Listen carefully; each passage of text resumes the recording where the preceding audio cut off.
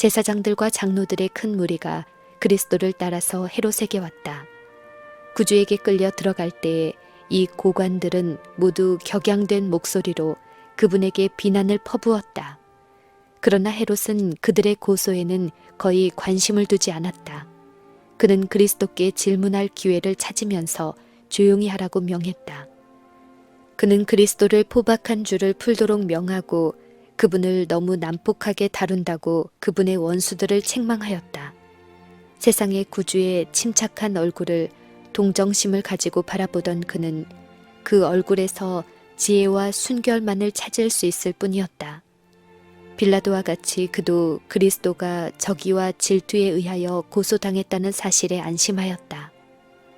헤롯이 여러 말로 그리스도께 질문했으나 구주께서는 시종 깊은 침묵만을 지키고 계셨다. 왕의 명령으로 노쇠한 불구자들을 불러들인 다음 그리스도께서는 그들에게 이적을 행함으로 당신의 주장을 입증하라는 요청을 받으셨다.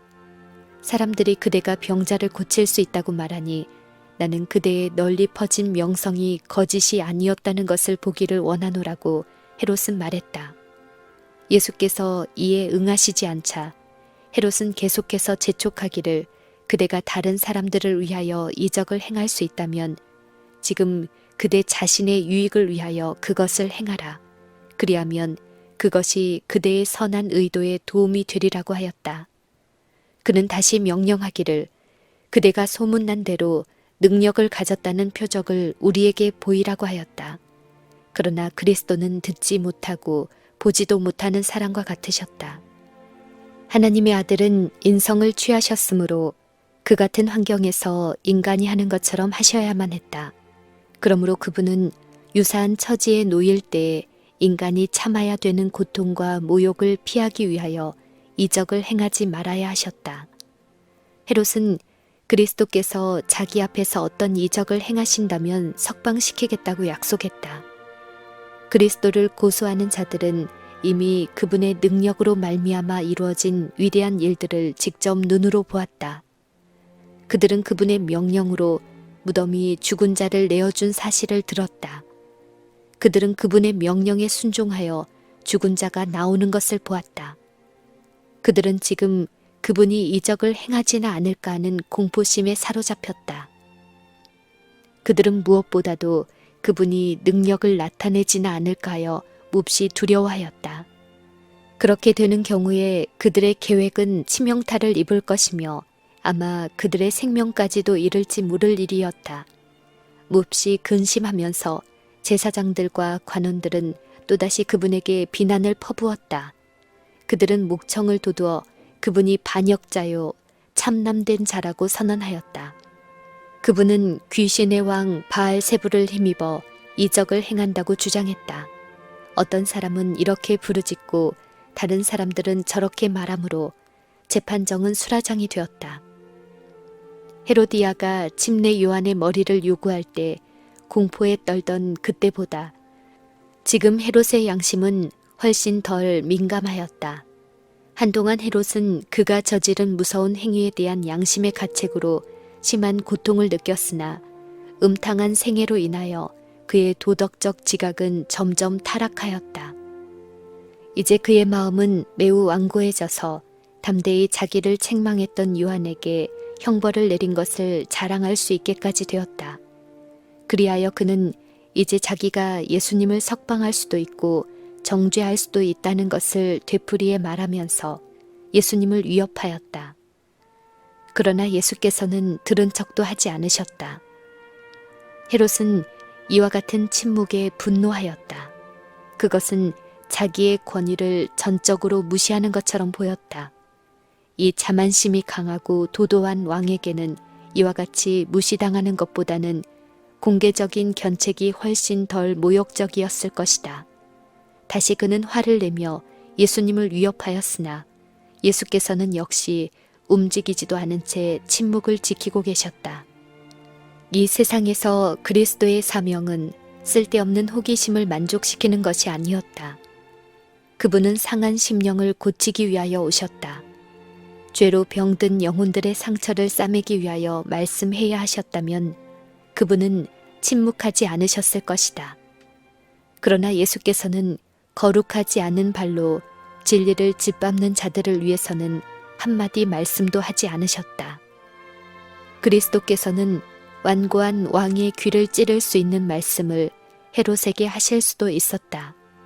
그분은 죄에 가득 찬 헤롯의 생애와 다가오는 무서운 운명을 그의 앞에 공개하심으로 그를 공포와 전율에 사로잡히도록 하실 수도 있었다.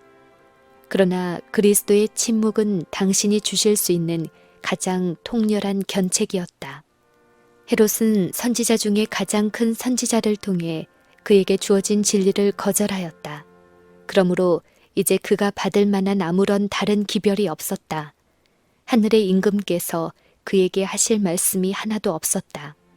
인간의 슬픔에 항상 기울이던 그분의 귀는 헤롯의 명령을 받아들일 여지가 없었다. 동정과 관대한 사랑으로 뉘우치신 죄인을 항상 바라보던 그분의 눈은 헤롯에게 아무런 시선도 주지 않으셨다. 가장 감명 깊은 진리를 말씀하시고 가장 흉악하고 타락한 자들에게 가장 부드러운 음조로 탄원하시던 그분의 입술이 구주의 필요를 느끼지 않은 거만한 왕에게는 닫혀 있었다. 헤롯의 얼굴은 격정으로 점점 어두워갔다. 그는 군중들을 둘러보며 분노한 음성으로 예수님을 협작꾼이라고 선언했다. 그리고 그리스도를 향하여 다음과 같이 말하였다. 만일 그대가 그대의 주장에 대한 증거를 보이지 않는다면 내가 그대를 군병들과 백성에게 넘겨줄 것이다. 그들은 그대로 하여금 말하게 할 수 있을 것이다. 그대가 협작꾼이라면 그대의 손에서 그대가 기대할 수 있는 것은 오직 죽음뿐이다. 그대가 하나님의 아들이라면 이적을 행하여 그대 자신을 구원하라. 이 말이 떨어지자마자 군중들은 그리스도에게 달려들었다. 야수처럼 군중들은 그들의 노획물에 달려들었다. 예수께서는 이리저리 끌려다니셨으며 헤롯은 폭도들과 연합하여 하나님의 아들을 모욕하였다. 로마의 군병들이 사이를 가로막아 미친 폭도들을 물리치지 않았더라면 구주께서는 갈갈이 찢기셨을 것이다. 헤롯이 그 군병들과 함께 예수를 업신여기며 희롱하고 빛난 옷을 입혔다. 로마 군병들도 욕설하는 데 가담하였다. 헤롯과 유대인의 고관들의 지지를 받은 사악하고 부패한 군병들이 선동하는 온갖 모욕을 구주께서는 다 받으셨다. 그러나 그분은 거룩한 인내심을 잃지 않으셨다. 그리스도를 박해하던 자들은 자신들의 품성으로 그리스도의 품성을 저울질해 보려고 노력했다. 그들은 그분을 그들처럼 비열한 사람이라고 말했다. 그러나 현재의 모든 장면의 뒤편에는 다른 장면, 곧 그들이 그 모든 영광 중에 어느 날 보게 될 장면이 끼어들었다. 어떤 사람들은 그리스도 앞에서 떨고 있었다. 무례한 무리가 그분 앞에 조롱하는 태도로 절을 하고 있는 반면에 어떤 자들은 그렇게 할 목적으로 나왔다가 돌아서서 무서워 떨며 말없이 서 있었다. 헤롯은 양심의 가책을 받고 있었다. 마지막 자비의 광선이 죄로 굳어진 그의 마음을 비추고 있었다. 그는 이 죄수가 보통 사람이 아님을 느꼈다. 이는 신성이 인성을 통하여 번쩍였기 때문이다. 그리스도께서 조롱하는 자들과 간음하는 자들과 살인하는 자들에게 둘러싸인 그 시간에 헤롯은 자신이 보좌에 앉으신 하나님을 보고 있다는 것을 느꼈다. 그처럼 마음이 굳은 헤롯도 그리스도에 대한 선고를 감히 제거할 수 없었다. 그는 그 무서운 책임에서 노연하기 위하여 예수님을 로마인의 재판정으로 돌려보냈다. 빌라도는 몹시 실망했을 뿐 아니라 매우 불쾌했다. 유대인들이 그들의 죄수를 끌고 돌아왔을 때 그는 그들에게 어떻게 해 주어야 할지를 성급하게 물었다. 그는 이미 예수님을 신문해 보았으나 그분에게서 아무런 허물도 찾지 못했다는 것을 상기시키는 동시에 그들이 그분을 고소하려고 데려왔으나 그들 역시 단 하나의 허물도 입증하지 못했잖느냐고 그들에게 말했다. 그는 갈릴리의 분봉왕이요 그들의 민족 중에 한 사람인 헤롯에게 예수님을 보냈으나 그 역시 예수님에게서 죽일 만한 허물을 찾지 못했으니 그러므로 때려서 놓겠노라고 빌라도는 말했다. 여기에서 빌라도는 연약함을 나타냈다. 그는 예수님이 무죄하지만 예수님을 고소한 자들을 진정시키기 위하여 예수님을 기꺼이 채찍질하겠노라고 선언했다. 그는 폭도들과 타협하기 위하여 공의와 원칙을 희생하려 했다. 이 일이 그를 불리한 형편에 놓이게 만들었다. 군중들은 그의 우유부단함을 이용하여 더욱더 죄수의 생명을 달라고 아우성쳤다. 당초에 빌라도가 굳게 서서 죄를 찾을 수 없는 그 사람에게 정죄하기를 거절했더라면 그는 평생 동안 그의 양심의 가책과 죄의식에 사로잡히게 만든 숙명적인 쇠사슬을 끊었을 것이다. 그가 의에 대한 자기의 확신을 실행하였더라면 유대인들은 감히 그에게 지시할 생각을 하지 못했을 것이다. 비록 그리스도께서 사형을 당하셨다 해도 그 죄의 책임은 빌라도가 지지 않았을 것이다. 그러나 빌라도는 양심을 거스리는 중에 한 걸음씩 발길을 내딛었다. 그가 공명정대하게 재판한다고 변명하였으나 이제 그는 제사장들과 관원들의 수중에서 속수무책인 자기 자신을 발견하게 되었다. 그의 흔들림과 우유부단함이 그를 멸망시켰다. 지금이라도 빌라도는 맹목적으로 행동하지 말아야 했다. 하나님께로부터 온 기별이 그가 막 행하려고 하는 행동에 대하여 경고하였다. 그리스도의 기도의 응답으로 빌라도의 부인은 하늘에서 온 천사의 방문을 받았으며 꿈속에서 그녀는 구주를 바라보고 그분과 더불어 담화하였다. 빌라도의 부인은 유대인이 아니었으나 꿈속에서 예수님을 바라보았을 때 그녀는 예수님의 품성과 사명에 대하여 아무런 의심도 없었다. 그녀는 그분이 하나님의 왕자이심을 알았다. 그녀는 재판정에서 신문 받으시는 예수님을 바라보았으며 죄수의 손처럼 단단히 묶인 손을 보았다. 그녀는 헤롯과 그의 군병들이 무서운 일을 행하고 있는 것을 보았다. 그녀는 질투와 악의가 가득 찬 제사장들과 관원들이 미친 듯이 고소하는 소리를 들었다. 그녀는 우리에게 법이 있으니 그 법대로 하면 저가 당연히 죽을 것이라는 말을 들었다. 그녀는 내가 그에게서 아무 죄도 찾지 못하였다고 선언한 후에 빌라도가 예수님을 채찍질하는 자에게 내어주는 것을 보았다. 그녀는 빌라도에 의하여 사형이 선고되는 것을 들었으며 그가 그분을 살해하는 자들에게 내어주는 것을 보았다. 그녀는 갈바리의 십자가가 세워지는 것을 보았다. 그녀는 이 지구가 어둠 속에 덮이는 것을 보았으며 다 이루었다는 신비스러운 부르짖음을 들었다. 여전히 다른 장면이 그녀의 시선을 붙들었다. 그리스도께서 크고 흰 구름 위에 좌정하신 장면과 이 지구가 허공에서 비틀거리고 그분을 살해한 자들이 그분의 영광 앞에서 도망치는 것을 보았다. 그 여인은 몹시 놀라 큰 소리를 지르며 잠에서 깨었다. 그리고 즉시 빌라도에게 경고의 기별을 써보냈다. 빌라도가 어떻게 할 것인지를 망설이고 있는 동안에 한 사신이 군중들을 해치고 들어와서 그의 부인이 보낸 편지를 전달했는데 그 사연은 다음과 같았다. 저 옳은 사람에게 아무 상관도 하지 마옵소서. 오늘 꿈에 내가 그 사람을 인하여 애를 많이 썼나이다. 빌라도의 얼굴은 파랗게 질렸다. 그는 자신의 상반되는 감정 때문에 갈피를 잡을 수 없었다. 그러나 그가 행동하기를 지체하고 있는 동안 제사장들과 관원들은 백성들의 마음을 한층 더 격화시키고 있었다. 그들은 빌라도에게 결단을 내리도록 강요했다. 그는 이제 그리스도를 석방하는 데 도움이 될지도 모를 한 관습을 생각해냈다. 이 축제일에는 백성들이 선택하는 죄수 한 사람을 석방시키는 관습이 있었다. 이 관습은 이교도가 창안한 것으로 거기에는 공의라고는 추호도 없었으나 유대인들은 이를 매우 귀중히 여기고 있었다. 이때 로마 관원들은 사형 선고를 받은 바라바라는 죄수를 잡아두었다. 이 사람은 자신을 메시아라고 주장했다. 그는 세상을 바로잡기 위하여 사물에 대한 다른 질서를 세울 권위가 있다고 주장하였다. 악마적인 착각 아래 도둑질과 강도질로서 얻을 수 있는 것은 무엇이나 다 자기의 것이라고 주장하였다. 그는 사단의 역사를 통하여 놀라운 일들을 행하였으며 백성들 중에서 추종자를 얻어 로마 정부에 대한 반란을 선동했다. 그는 종교적 열성의 가면을 쓰고 반역과 잔인한 일을 감행하는 무정하고 절망적인 악인이었다.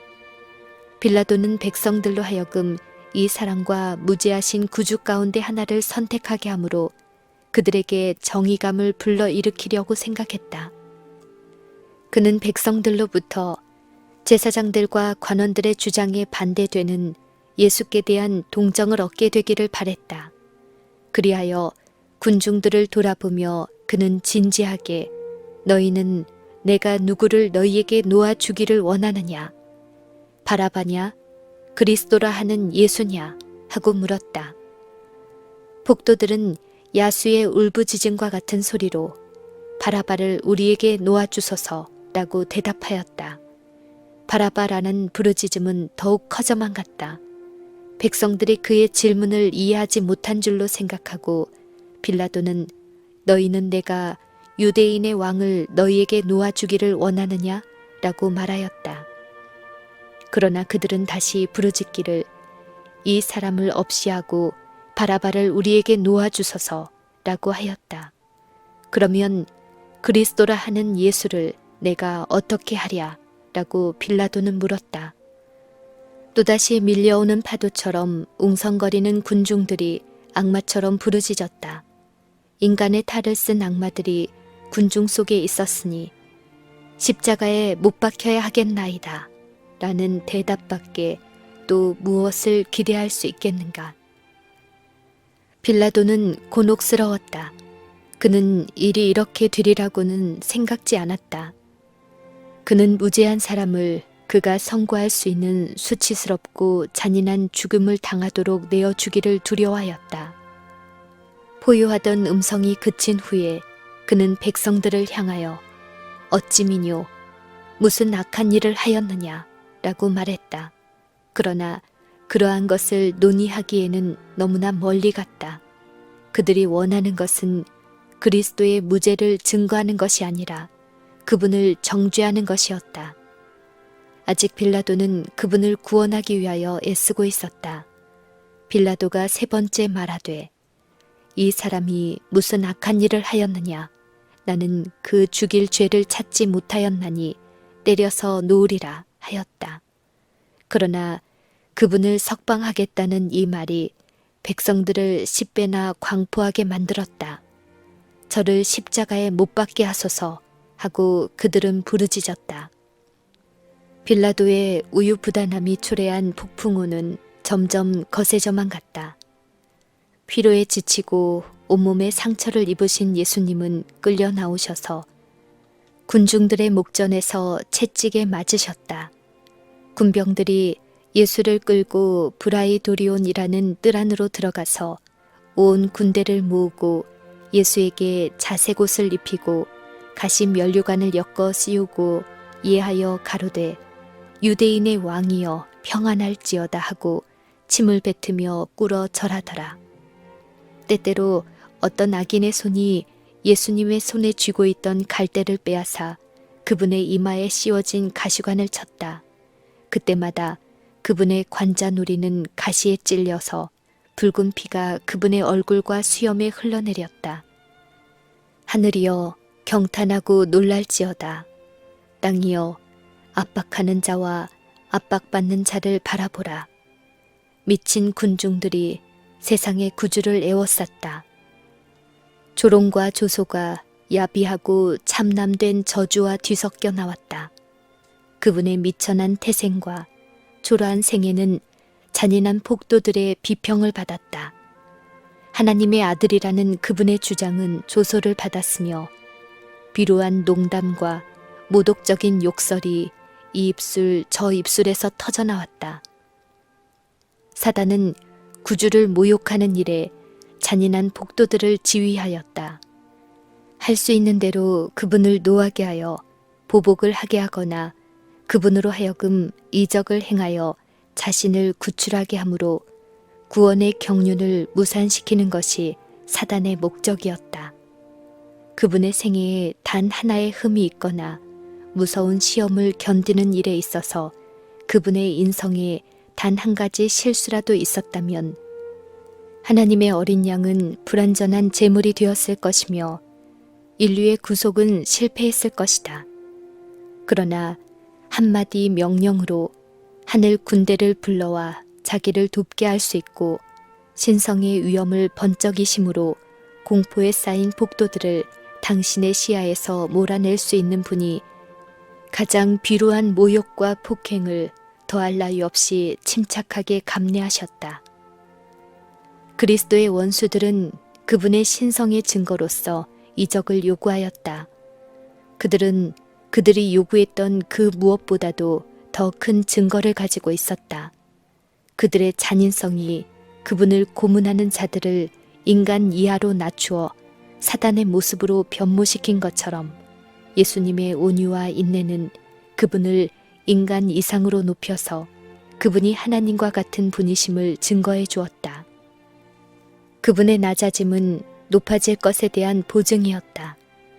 그분의 상처받은 관자놀이에서 얼굴과 수염에 흘러내린 고민의 핏방울은 그분이 우리의 크신 대제사장으로서 즐거움의 기름 부음을 받으실 보증이었다.